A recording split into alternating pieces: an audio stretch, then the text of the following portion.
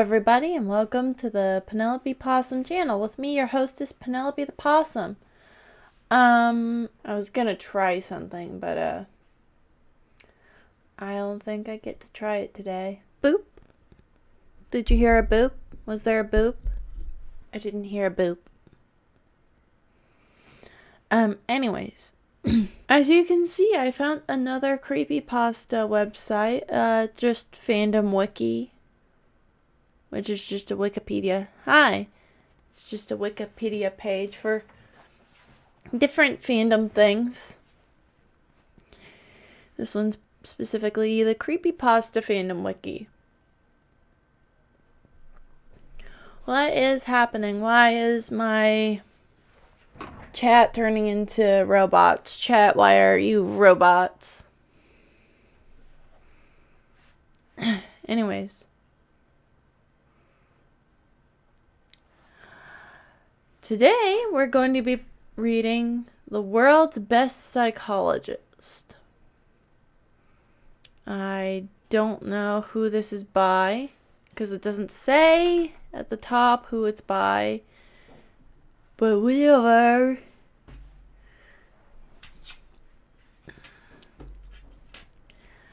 Now, I have heard this story read before, and I know it's a little weird. Like, it's not going to make the most sense in some areas, but it is going to be definitely very creepy. So, let's get into it, and let's read The World's Best Psychologist. I'm gonna read it like this, because it looks better to me.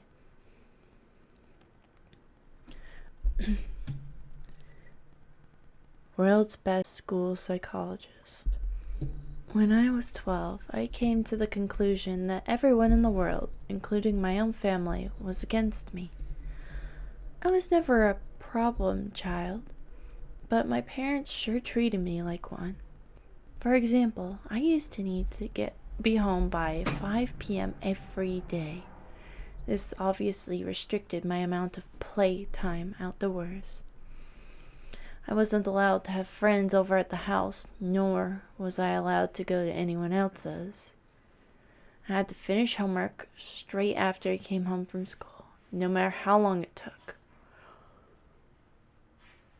No, I didn't say it was bad. I didn't mean it was like bad weird. It was just, you'll see as I read. Chickens, could you calm down just a little tiny bit? Thank you.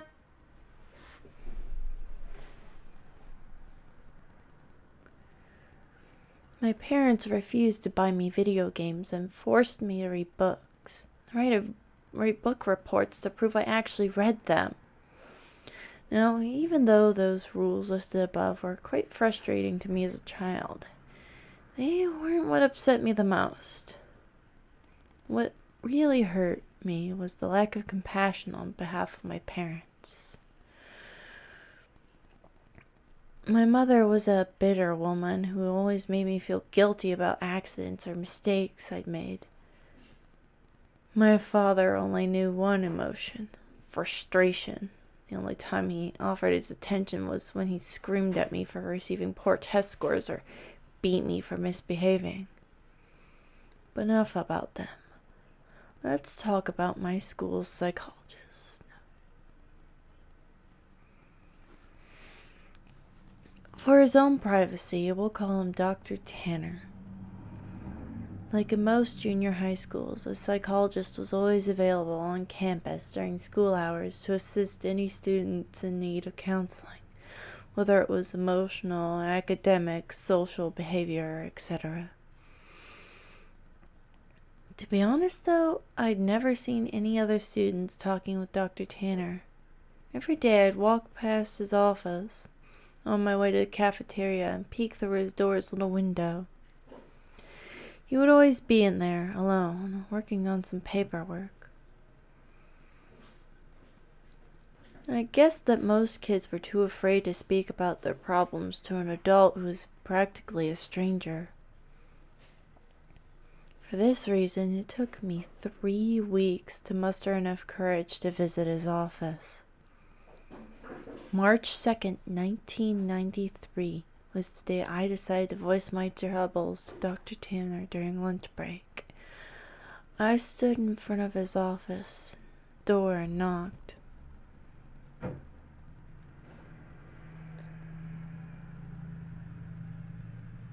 Through the window, I could see him raise his head, smile, and motion for me to come inside. I did. He greeted me by introducing himself and then asking for my name. Dr. Tanner was a very soft-spoken man who seemed to radiate kindness. In less than 30 minutes, I rambled to him about how mean my parents were and how they didn't care about me at all. After a while, my voice began to quaver and I stopped speaking. The psychologist listened patiently to my whole spiel, arms folded, head nodding. I half expected him to begin talking about how everything I had just said was untrue, and that my parents loved me dearly and blah blah blah. But he didn't. Dr. Tanner leaned towards me with a grin on his face and said, "You know, I'm the best school psychologist in the world. I promise we will fix this." I rolled my eyes. "Okay, but how?" I asked. "I have my ways," he replied. "I'm a man of my word. I promise that within just 1 month, the relationship between you and your parents will change for the better, forever." After a brief pause, he continued, "Although I do need you to make me a promise. You have to promise me that you'll come back to my office after school tomorrow, and that you won't tell anyone what we had this conversation today. It'll be our little secret." I decided now that I'm not going to be wearing my headphones. There's no music to be playing.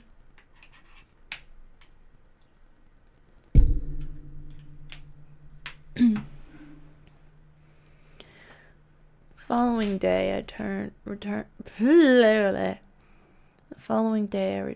to Dr. Tanner after school. It was around 4 p.m. when I entered his office. After a warm welcome, he asked me to take a seat in front of his desk once again. Upon sitting down, I watched him close the blinds of the door's tiny window. "There," he said. "Now we have all the privacy we need." We began to talk about my hobbies and interests, my favorite subjects in school, my least favorite teachers, and things that like. About an hour into the conversation, Dr. Tanner offered me a soft drink. I gladly took the offer, considering my parents never allowed me to drink soda. Dr. Tanner reached over to his mini fridge and fidgeted around before setting down 2 open cans on the desk. Afterwards, we continued to talk about what was going on in my life, but it wasn't long before I passed out from whatever drugs Dr. Tanner put in my drink.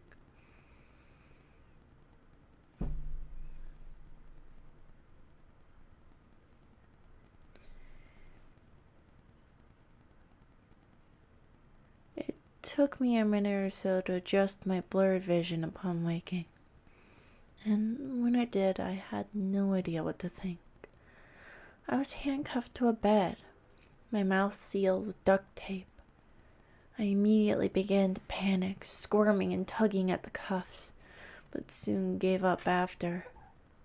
My eyes widened in disbelief and looking around the room. There were posters of superheroes pinned up along the walls and photographs of famous athletes on shelves. In the middle of the room was an old television and Super Nintendo, various game cartridges stacked alongside it. I didn't know what to think. Here I was in a room filled with items most kids would die to play with. I probably would have cried from joy if I had not been constrained to the bed frame. My stomach sank once again as the door opened and Dr. Tanner walked inside. He sat down on the edge of the bed. "Now listen," he said. "Remember that I'm here to help you. I would never hurt you, okay?" He gently removed the tape from my mouth and then the cuffs from my hands. Whoa! Okay. That was unexpected. Let's get back into some. My first instinct was to begin crying, but something about Dr. Tanner made me feel safe. He smiled at me. "You're going to be staying here for a while," he continued. "And during this time, you're allowed to play with anything you want in your room while I'm here at home. But when I leave the house, I'll need to cuff one of your hands back to the bed. You can still watch the television, but I want you to only watch the news channels when I'm away." I sat in silence, trying to process the information he'd given me. "So!" Dr. Tanner yipped, slapping me on the knee. "Go ahead and knock yourself out. I'll be back when it's time for dinner." He got up from the bed, walked across the room, and clicked the TV's power button before locking the door behind him. Several more minutes passed before I realized that Dr. Tanner wasn't joking. All what was left for me to do was to boot up the Nintendo and play Mario until nightfall. About 7 p.m., Dr. Tanner returned into the room, carrying 2 plates of mashed potatoes and chicken strips. I finally gathered up the courage to ask him how long I'd be staying in this room. "Well, about a month," he replied. "Give or take a few weeks. I just have some work I need to do."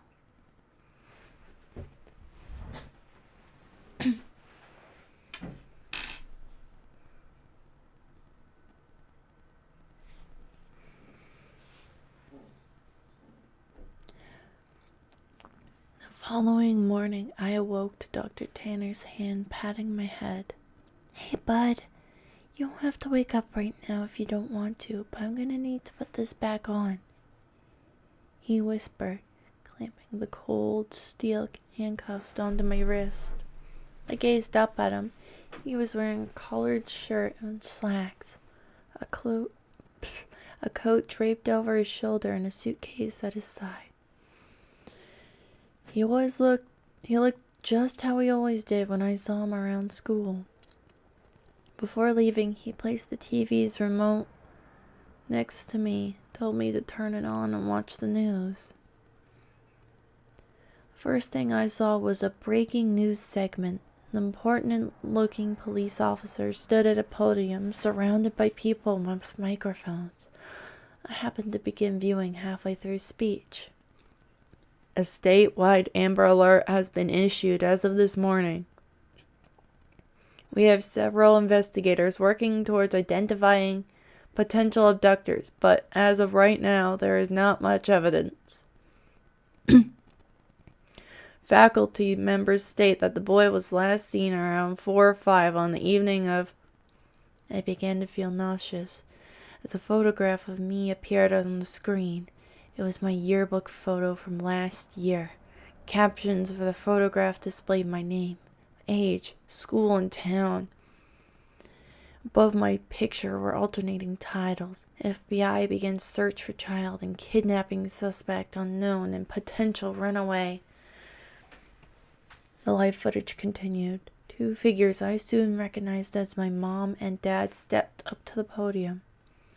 both appeared to have reddened eyes. Tears streamed down my mother's face as she took a hold of the microphone. I'd never seen so much emotion come from my mother before. She wept, stuttering through sentences such as, "Please, return my baby back to me," and "I'm so sorry," and "Please come back home to us." When my father took the microphone, I nearly expected his attitude to be stone cold, but he too had tears in his eyes. He pleaded to the world to bring his son home safely and even begged me for my forgiveness. "I know I haven't been the best father, but God damn it, do I wish I had been now. Please bring my boy back." I turned the power off shortly after. My emotions were mixed. I'd never once seen my father cry. I felt miserable that my parents were being put through so much.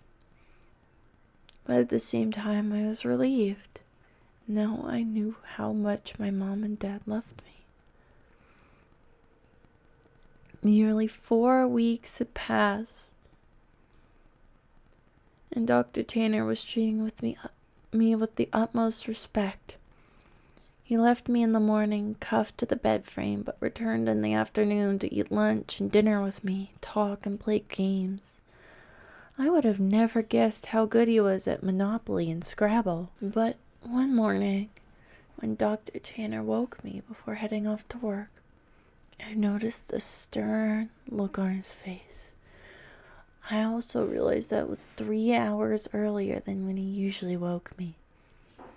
"You need to watch the news today. No excuses. I want you to keep the television all day and pay close attention to it," he stated grimly. I, of course, promised to comply and watched him exit the room. About 2 hours later, a breaking news segment interrupted the toothpaste commercial I was watching. The title, "Human Remains Found." 2 staunch-looking men in suits stood aside one another and began speaking. "We are displeased to share the unfortunate news this morning regarding the missing child case from earlier this month." The other man bowed his head, while the one speaking shuffled through some papers. He continued, "Remains of a body have been found in a garbage bag beneath highway overpass. The body appears to be that of a child, though not much of it is left. The body was decapitated, and much has been burnt to ash and bone." The screens shifted over to a helicopter view of the freeway. Dozens of police cars gathered near the bottom of a tall overpass. The man's voice could still be heard. "Within the bag, police found a junior high school identification card labeled as such." The screen showed the school ID card I always kept in my backpack. The plastic was sort of melted away, but my photograph and name were intact. After the 2 men dismissed themselves, the camera panned over to my parents. They were sitting among reporters. My mother's face held a painful grimace, and my father sulked his head down to his knees. I shut the television off. Dr. Tanner returned home very late. He hurried into the room, unlocked my cuffs, and placed a bottle of fizzy water into my hand. He put his hands on my shoulders and smiled. "I made you a promise, didn't I?" I nodded, tears squeezing their way out of my eyes.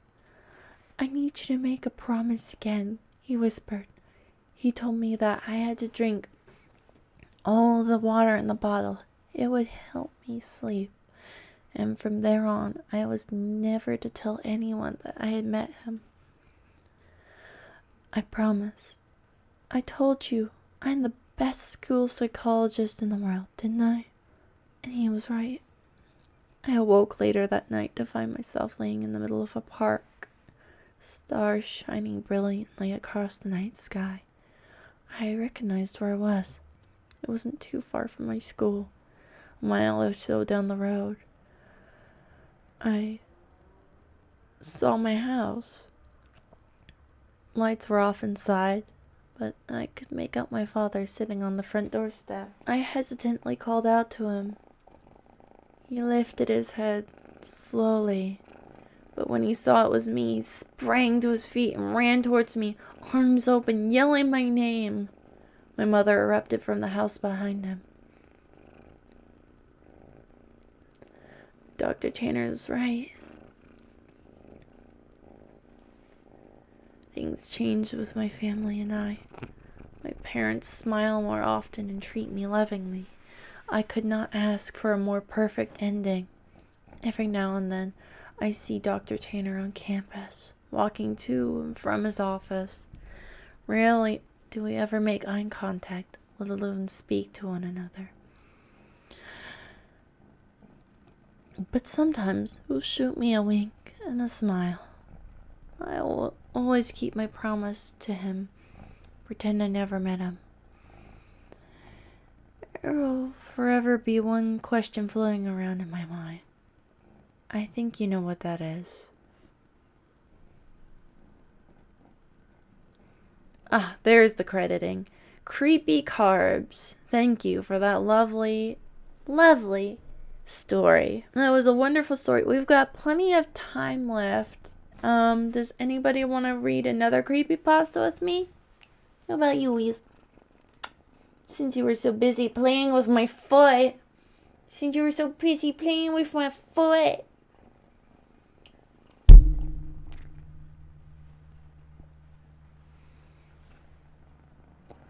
Look at this.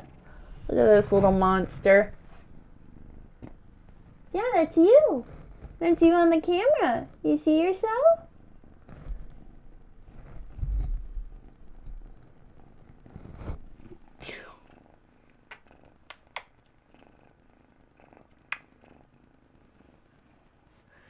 Yeah, I think that was the question they mentioned at the end. I'll be right back.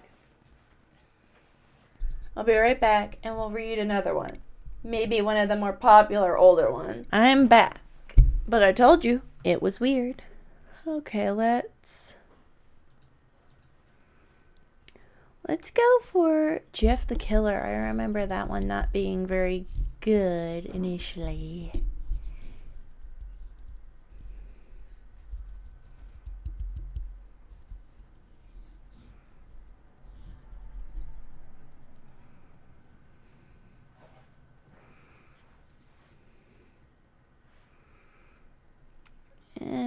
Maybe not.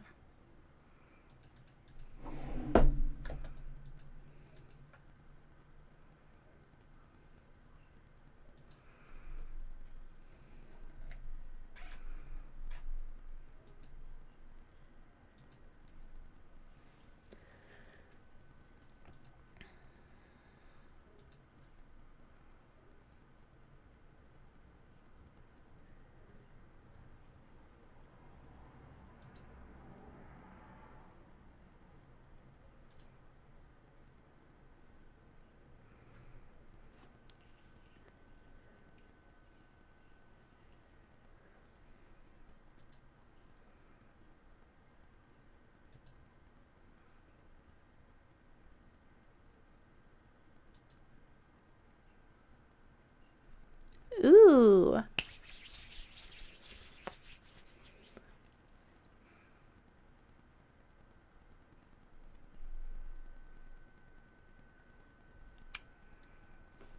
This one looks good. Alright, let's go for this one. This is My Favorite Doll by Glow Cloud.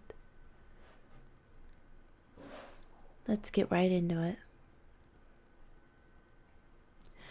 When I was a kid, I was a huge sucker for Barbie dolls. Really, I didn't care for them like other girls did, giving them baths and cleaning them up and going to sleep with them. but I did like playing with them. I was usually playing around with the outfits, having them talk to each other, stuff like that.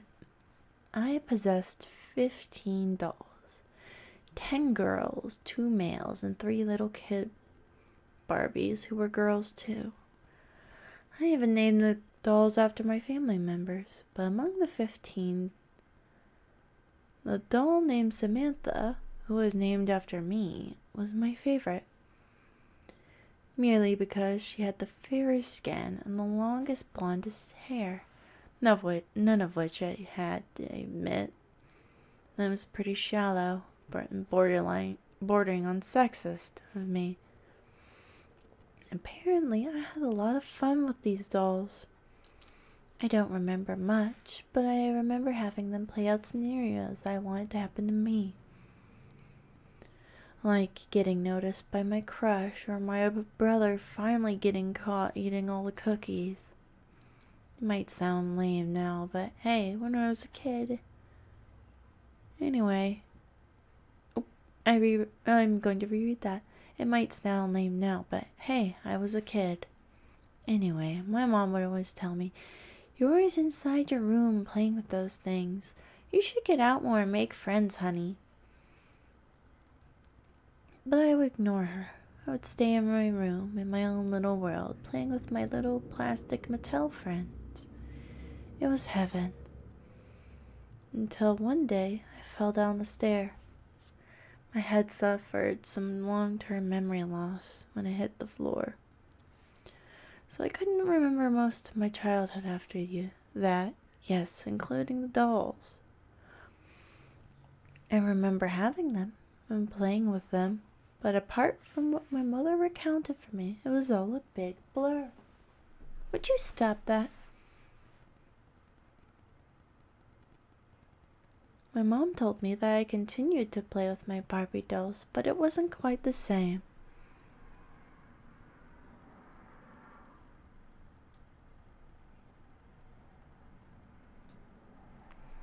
Eventually, I grew up.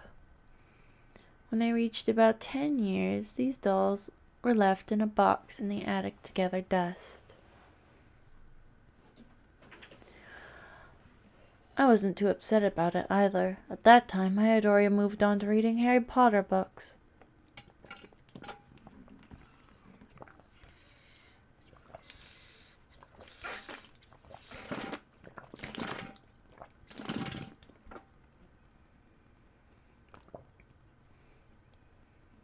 One day, though, things were different. I had just finished high school and I was packing up my things to head off for college.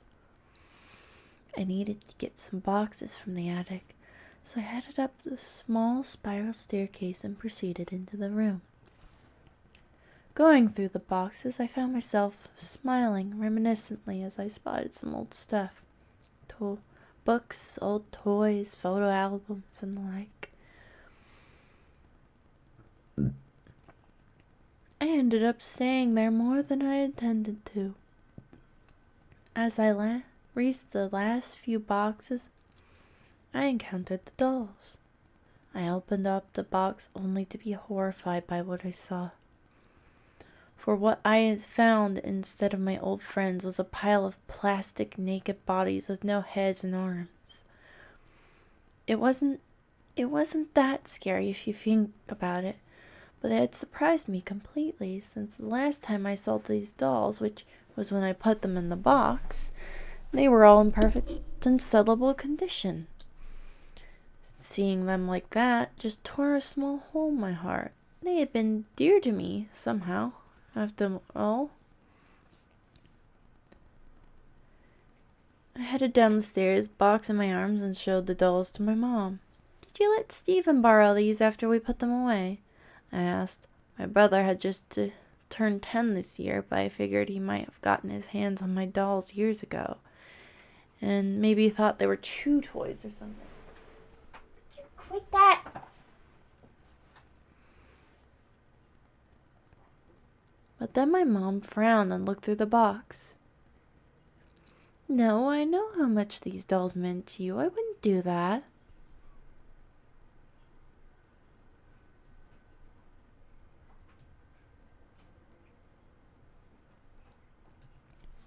I shook my head. But he must have gotten his hands on them. Look, they're on my step, I countered, my eyes beginning to sting just looking at the bare bodies. But I cleared my throat and tried to pull myself together. They were just toys after all.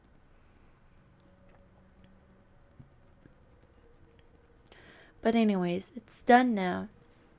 Nothing I can do. I'll put this back upstairs, I decided, grabbing the box once again and heading back to the attic. Part of me was still upset that Stephen might have gotten a hold of my things, but I managed to get over it when I reached the spiral stairs. Halfway there, through some force, probably my clumsiness, tripped me over and I fell down almost 5 steps. I landed on my rear on the wooden floor and I winced in pain as the dolls poured out of the box and onto my torso. I sighed as I got up. I'm alright, I yelled back downstairs. I'm alright, I yelled as I yelled back downstairs. If you were asking. Getting the toys off me, I stood and took a moment to check myself up. Luckily, I didn't suffer any injuries.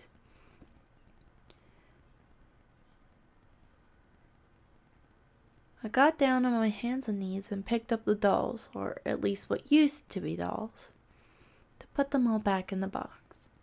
Till I noticed something odd. All the dolls were naked and missing some limbs except for one doll, Samantha. She was in perfect condition as she had always been. She was even wearing the outfit I always made her wear. A pink silk gown filled with glitters at the bottom part. She wore black stilettos and was carrying a black carry-on bag like she was going to a red carpet event. She was smiling at me. I almost smiled back. Until I saw her smile was different. Her grin was wide, almost abnormally wide, somewhat sinister. I felt chills in my spine.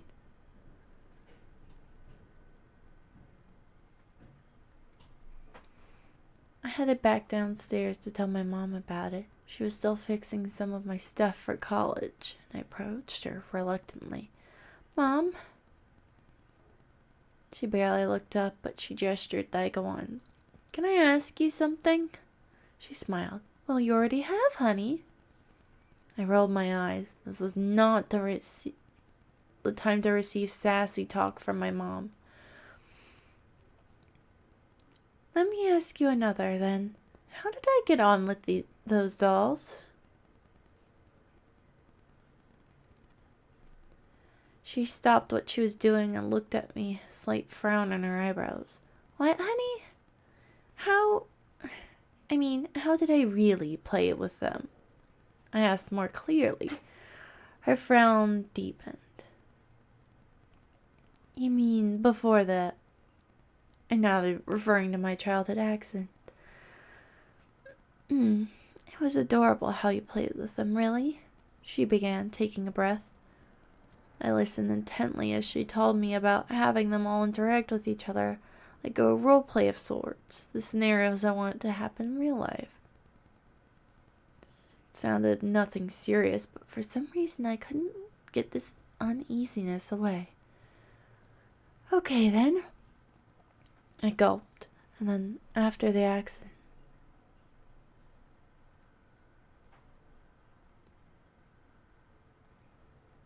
Well, we let you stop playing with them because it was starting to scare your sister, Chrissy.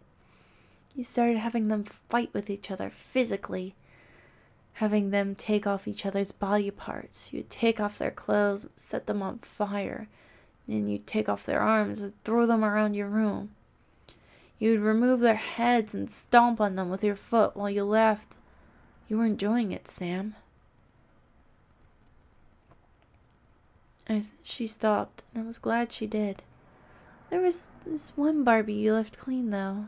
The one in the pink dress, she said, going back to fixing my things. The uneasiness worked. I knew I had that I had Samantha play me in all my scenarios. Samantha? Yes, Samantha, she said with a nod. You would leave her clean, and then after that you would just whisper things to her. It was just plain creepy. And that was My Favorite Doll by Glow Cloud. I gotta say that wasn't exactly where I was expecting that to go.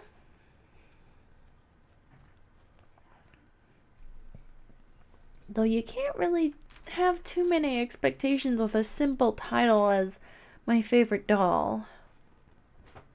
I was honestly expecting some kind of haunted porcelain doll story, maybe.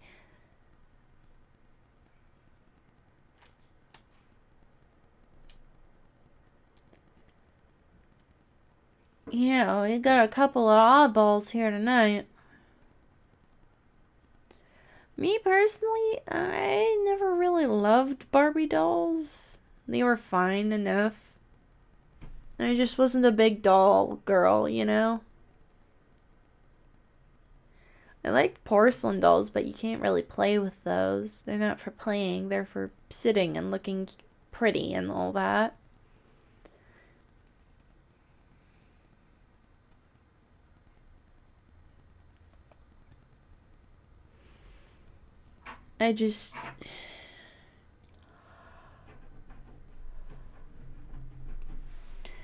I honestly, if I had to pick a doll I liked more, it was probably Polly Pocket, but that was only because I could chew on her clothes.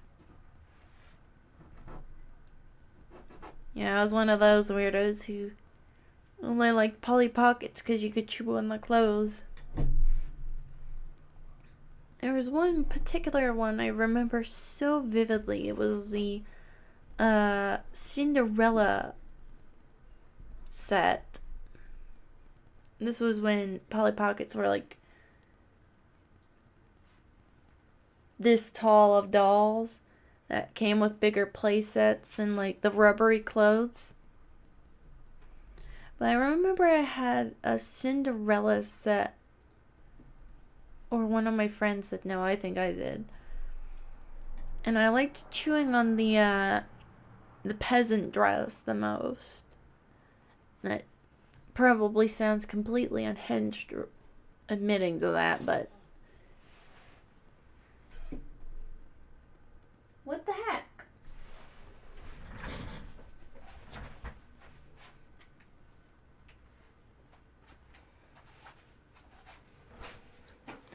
I know I wasn't the only one.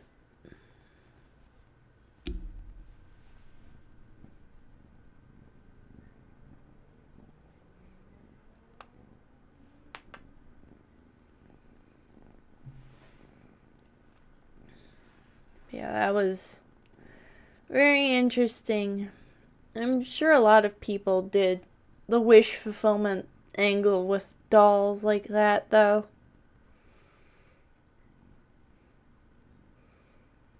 Playing with them just to enact scenarios they wanted to happen in real life, or make up characters and stories for them. Hi. You're very close to my face.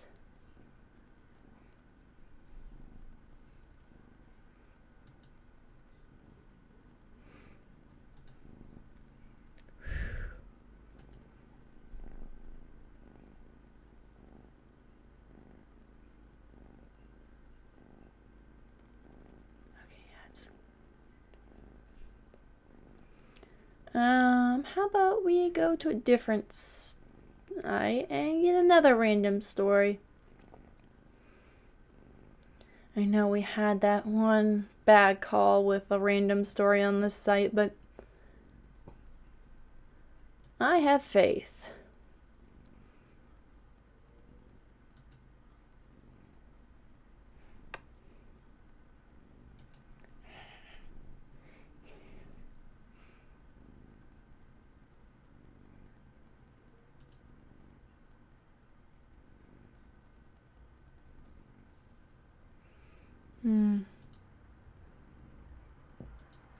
go back here.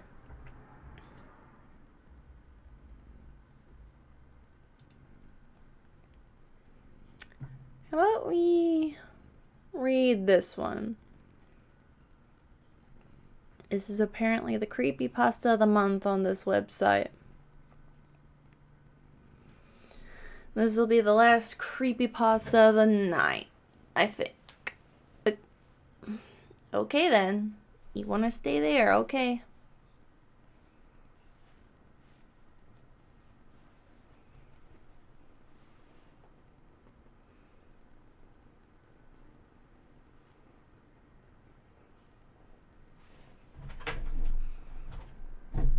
You having fun back there?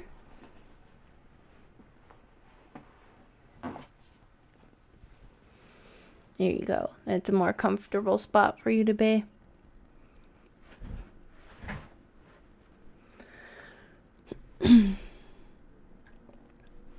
Just a few miles outside of my town stood an old country house.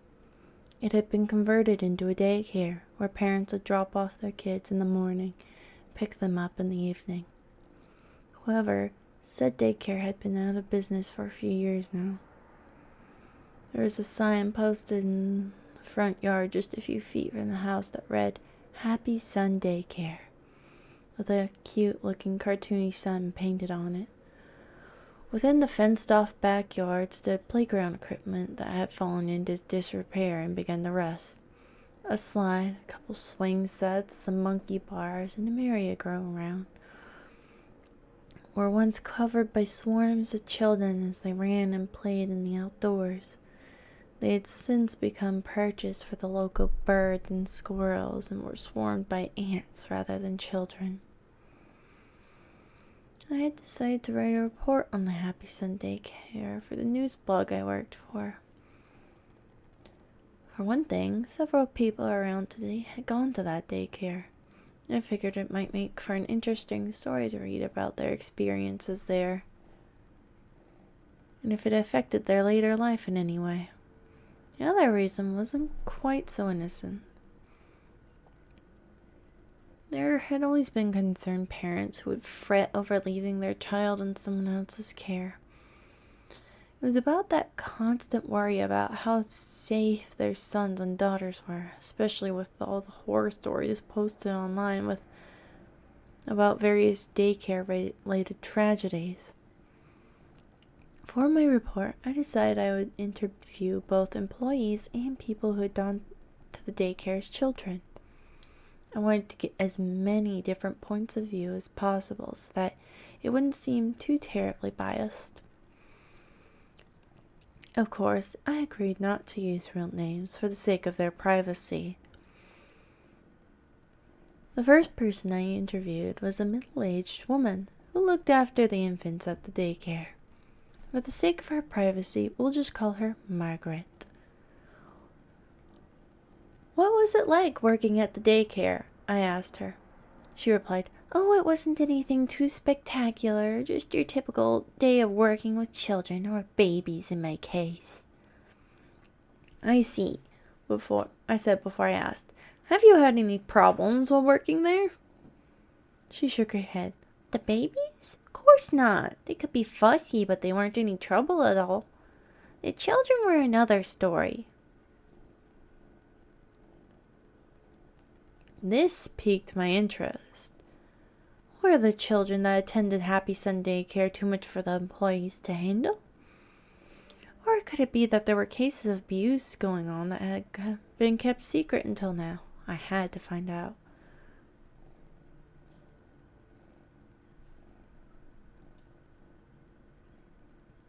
"Why might that be?" I asked. "Well," Margaret paused for a second, as though she was apprehensive about speaking to me. "There were times when I heard muffled squealing. No, not squealing. Screaming. At first I thought it was just the children pretending to be scared. But the more I heard it, the more I realized those screams were real. That something terrifying or even that something was terrifying or even possibly hurting them. Did you ever see any children get hurt? Margaret nodded. Yes, most of them were just the usual scrapes and bruises you'd expect to find on a child who fell while playing or bumped his head trying to show off his or her friends.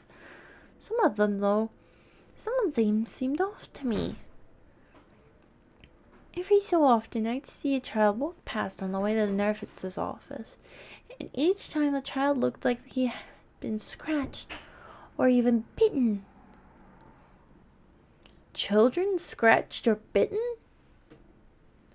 Children scratched or bitten? That would be cause for alarm for anyone. Perhaps some wild animal had decided to make its home near the daycare and curious children had gotten too close. Maybe a stray dog had wandered onto the playground and some poor unknown kid wanted to pet it. Were there any animals in the area? I decided to ask. Stray dogs, raccoons, perhaps a possum nest? I doubt it. Pets weren't allowed at daycare, and traps were set up at night to keep wildlife away.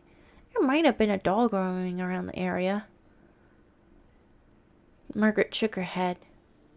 Pointed out, perhaps it was the dog that had bit those children. Oh, I only heard the dog, she told me. I never actually seen it. All I'd ever experienced was the occasional growl, snarl, or howl. So Margaret had only heard what sounded like a dog. I couldn't rule out the possibility that perhaps she had mistaken some noise she had heard for that of a dog. Maybe she heard some children that were only pretending to be dogs and mistook them for a real one. Maybe she heard the wind and thought it was a howl. If that were the case,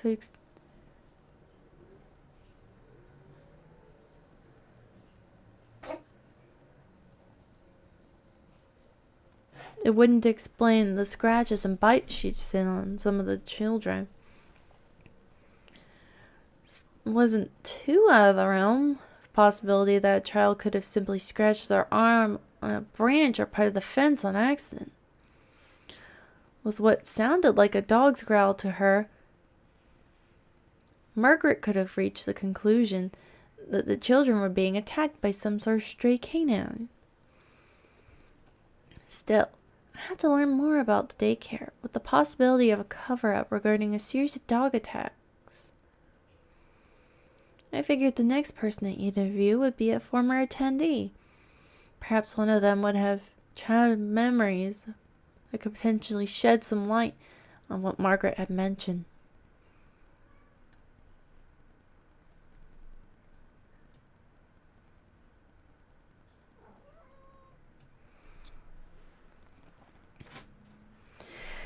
After doing some background checks, I've After doing some background checks,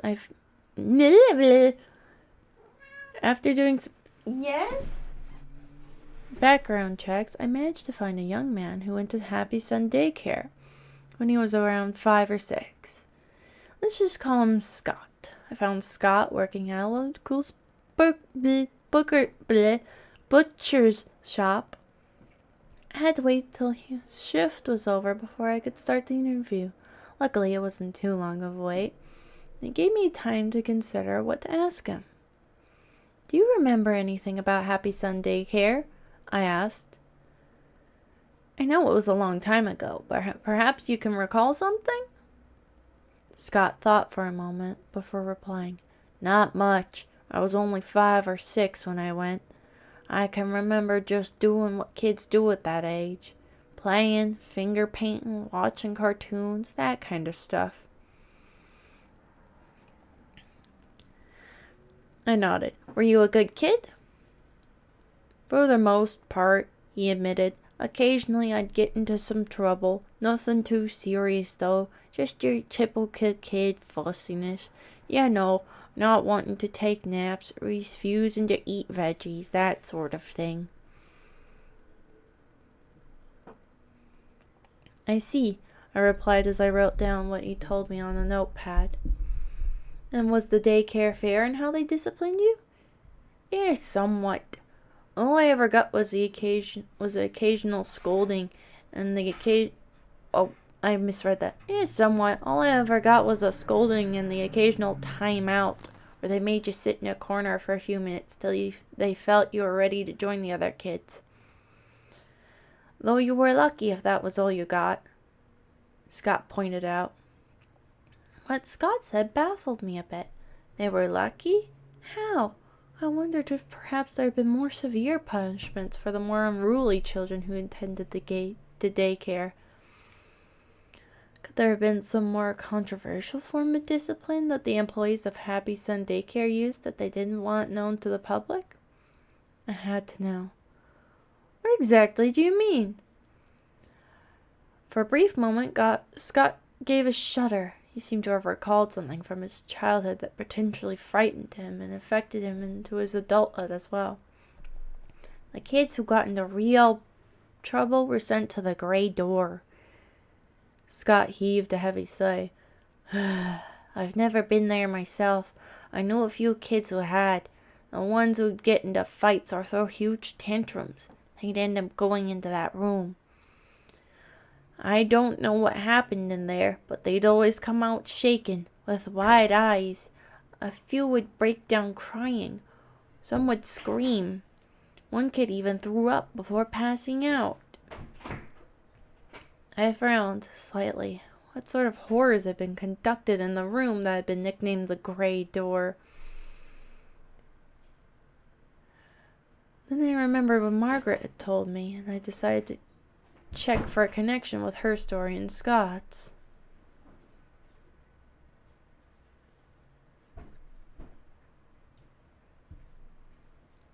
Did the children have any scratches or bites on them? I asked. And did you hear any strange noises? He nodded. A few kids had scratches on them after they left the Grey Door, but I thought they got them before, and I just didn't notice them at first. They could have tripped or something. I did hear some heavy breathing. That could have just been some kid pouncing from running around. Hard to say from sure.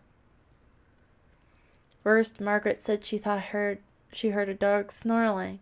Now Scott was saying he heard heavy breathing. With the strange noises, mysterious scratches on misbehaving children, and the mystery of the Grey Door room, I couldn't help but wonder what it was that Happy Sun Daycare had been hiding all these years. I thanked Scott for taking the time to speak to me before moving on to the next person in the interview.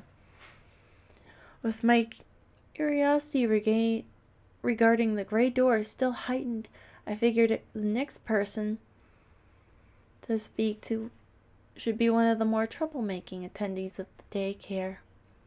I had to know more about what went on inside that room. Perhaps one of them could tell me. After doing more background checks, I managed to track down a young woman whom we'll refer to as Alice. She had been arrested 2 weeks ago for spraying graffiti, charged with vandalism. Rather than spend time in jail, she agreed to do 4 months community service. From what I read about her records, this wasn't the first time she had gotten into trouble with law. Were you always this much trouble? I asked her. Alice shrugged. Maybe. I wasn't sure how easy it would be to get the answers I wanted from her. She seemed like the type who only cooperate if she gets something out of it. Like less time behind bars. I need to know about Happy Sun Daycare, I asked her. Do you remember anything about the Grey Door? For a brief second, a hint of fear flashed in her eyes. She became pale as a few beads of sweat trickled down her forehead. That was a long time ago, Alice pointed out.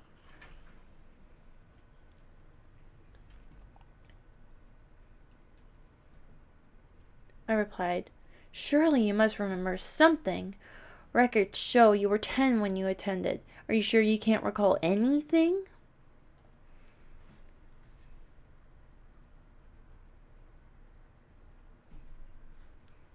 Alice took a few deep breaths.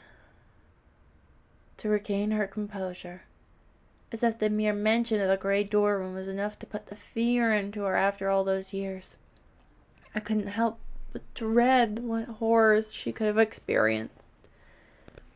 Here was someone who had run-ins with the law, someone who had been arrested for various crimes, primarily theft, vandalism, and trespassing. And yet it was something from her childhood that caused her the most fear of being punished. Why? Okay, I'll tell you, but you gotta promise never to say that I told you anything. Got it? Alice sighed. I assured her, I won't reveal any names. That will be strictly confidential. You see, I was outside in the playground, she began to explain. I remember wanting to play on the swings. Another claimed he had already gotten first dibs to play on them. Before I knew it, we were having a big argument. I lost control. The next thing I knew, he was on the ground crying. I must have pushed him when we were arguing. One of the teachers came up and grabbed me by the arm and dragged me inside. She told me I would be taken into what the other kids called the gray door room as punishment. What was inside the room? I asked in anticipation. Alice took another deep breath and let out a shudder and a sigh.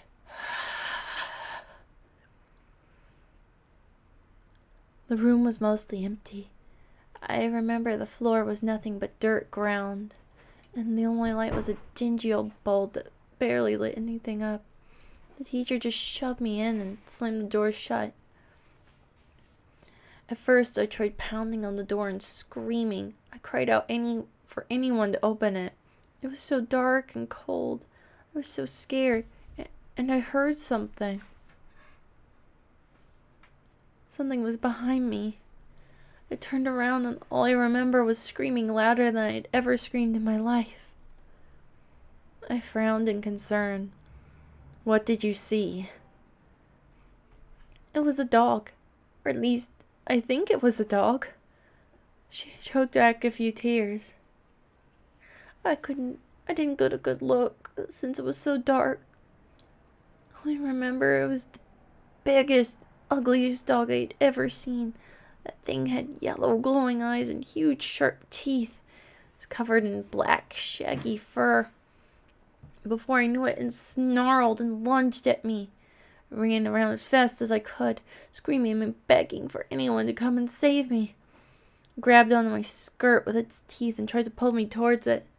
I tripped and fell, but I managed to kick it in the face a couple times to get it to let go. Then it lunged at me again. Luckily for me, the door finally opened.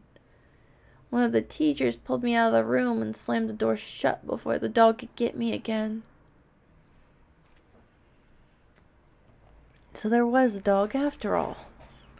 The stories were all starting to come together. Margaret's story about hearing screams and growling. Scott's story about horrified kids who had been sent to the gray door room. And now there was Alice's story about being sent to that room and being attacked by some sort of large, vicious dog. I had to know more. Why did they use a dog? Why did they cover it up? Perhaps the people working at the Happy Sun daycare were afraid such a punishment would be too extreme to use on children? Or maybe they feared being sued by some animal rights group.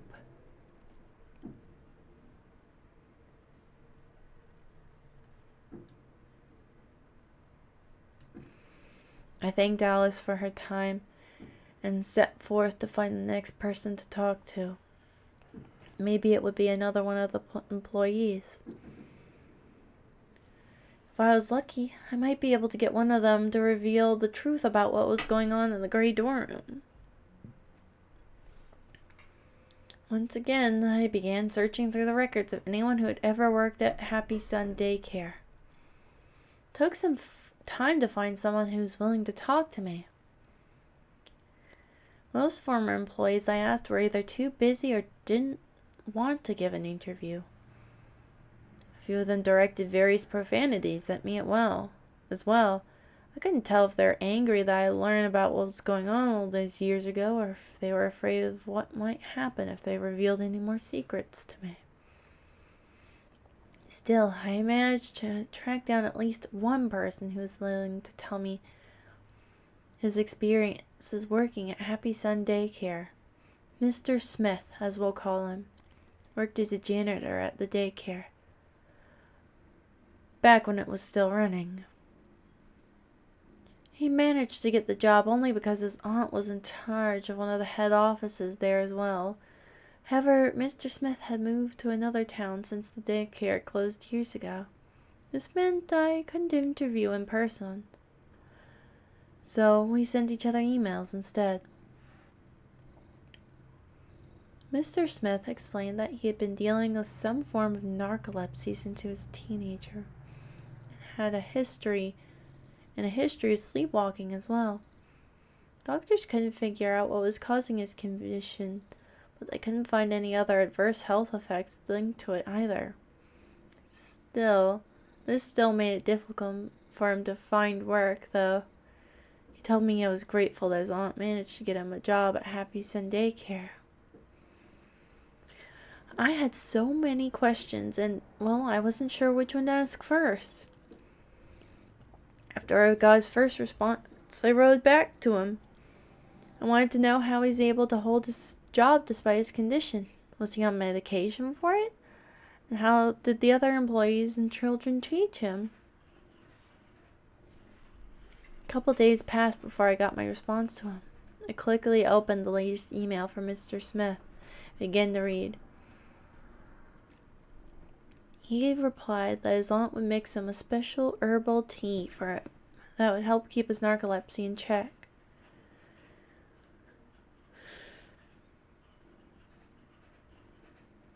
Apparently, she strongly believed in herbal medicine and said that it was better than any standard medicine on market. Mr. Smith wrote about how the tea was quite bitter and how he hated drinking it, but that he had to drink it if he wanted to keep his job. Though on occasion his aunt would run out of the leaves needed for the tea and he'd end up falling asleep. This prompted another employee to go and make sure he didn't accidentally hurt himself or others. As for how the others treated him, Mr. Smith explained in his letter that the children were generally nice to them. Most of them were quite curious and would ask him lots of questions while he worked. A few would ask it as a nuisance, but he didn't recall any of them being too much trouble. On the other hand, the other employees seemed to have a sense of uneasiness around him. He explained how he felt that they seemed extremely cautious around him. He pointed out that his aunt always kept a close eye on him. He wasn't sure if this was due to his condition or some other reason, though.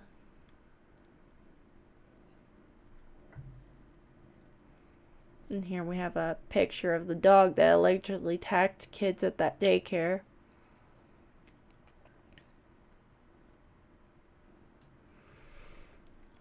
And that just caused more questions to form in my mind. Why were the other employees so uneasy around him? Was it because he was the nephew of one of the higher-ups, or was there another reason? And there was the matter of his aunt keeping a close eye on him. Maybe they were trying to keep the whole issue regarding the gray door room a secret from him.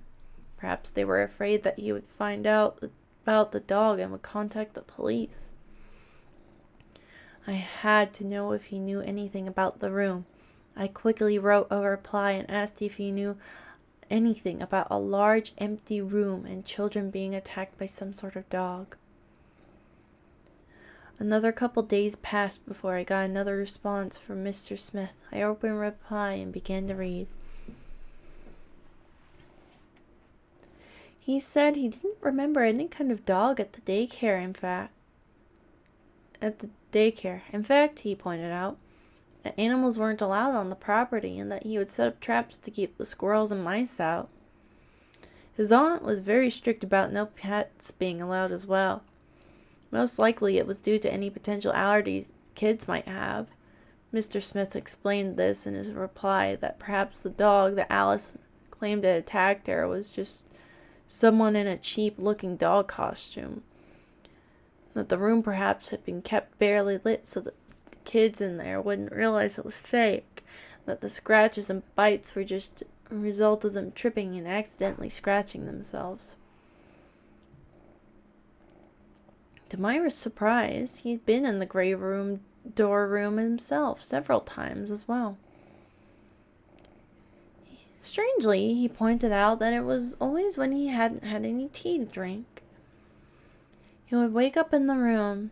He wasn't sure if anyone had moved him in there so he could sleep without being in anyone's way, or if he had been sleepwalking again and just stumbled in there by mistake. Mr. Smith explained that the room was originally going to be a large storage closet for various arts and crafts related supplies, but it was never finished due to budget cuts. He wrote in his reply that his aunt didn't want the area to go to waste. I'm about to split. Oh, okay, hold on. I'm about to finish reading this.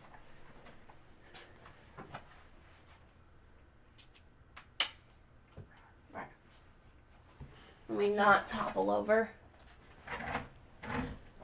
She scares. Those small. They're very tiny.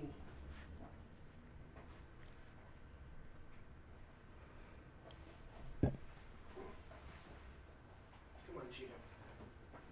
He wrote his aunt didn't want the room to go to waste, so they decided to use it as a means to punish misbehaving children. In his opinion, somebody probably bought a dog costume and would wear it while terrorizing children sent to the room as a means of instilling the fear of punishment. I sent one last email to Mr. Smith, thanking him for taking the time to reply to my messages. The whole thing about Happy Sun Daycare was just starting to come together.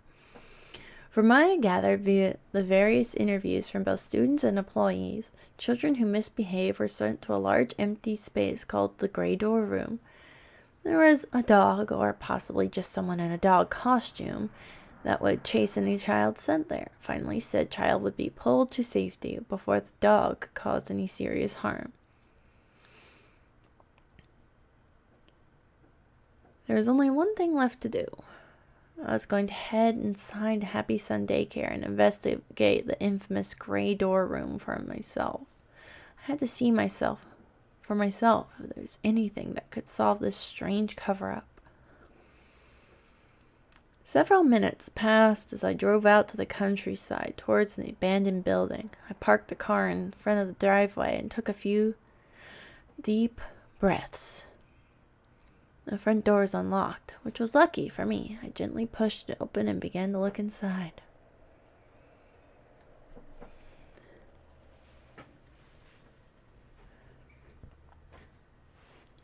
The interior was dingy and covered in a layer of dust. Cobwebs spread over various desks and chairs that hadn't been used in quite some time. A musty smell filled the house and mixed with the odor of feces and urine from the rats that now made the place their home. It was nauseating, to say the least.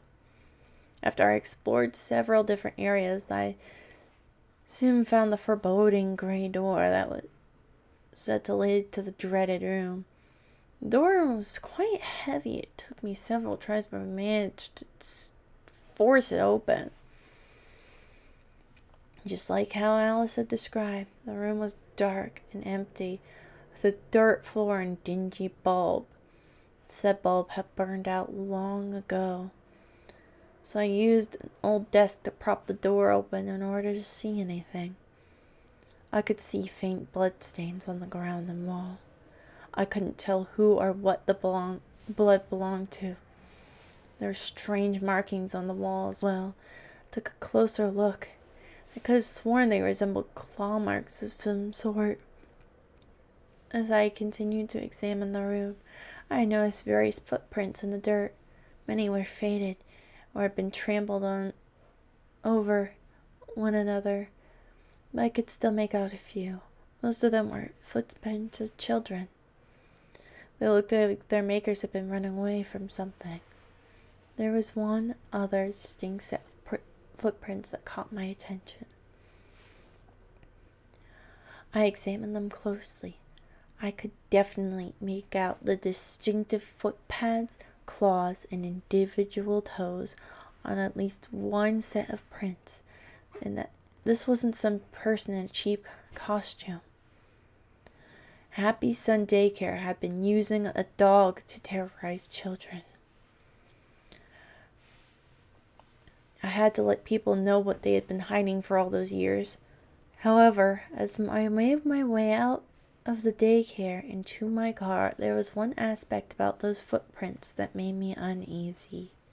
Since when did dogs walk on two legs? And that was Happy Sun Daycare by Chelsea Adams 542. Alright. See you in the morning. See you in the morning, hon. Love you. Love you more.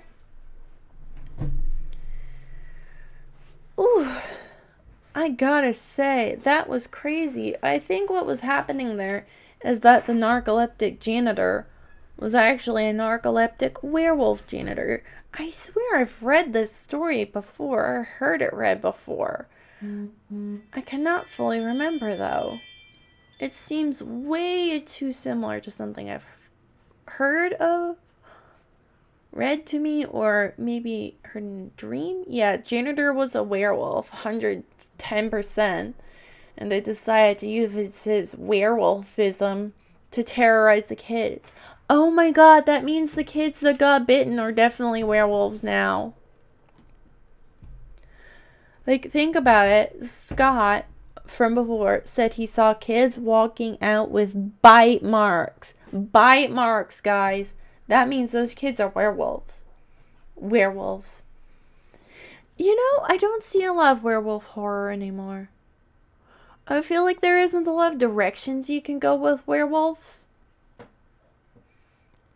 Like, with vampires, there's some wiggle room in what you can do with them. With zombies, it's fair game. You can do whatever you want. With werewolves, they're kind of set into a certain mold, I feel.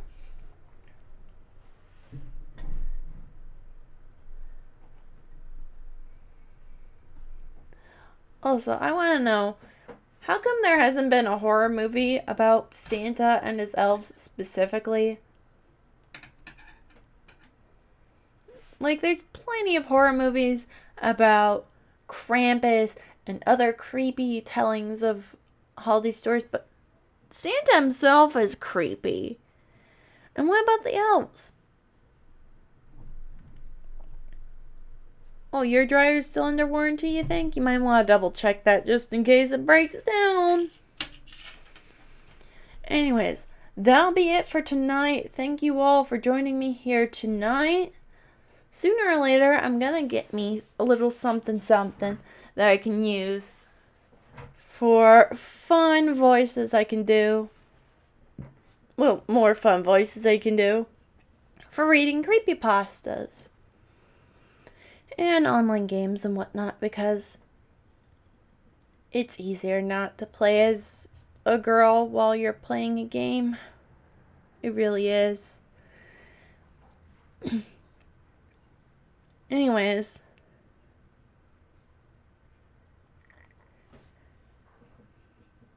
thank you. Thank you all for joining me here tonight. Please remember, as always, to stay out of small spaces that you could get trapped in. Stay out of car engine compartments. Stay out of traffic. Stay hydrated. Stay awesome, possums. Have a good time, whatever time it is, wherever you are. Good night. This is Possum signing off.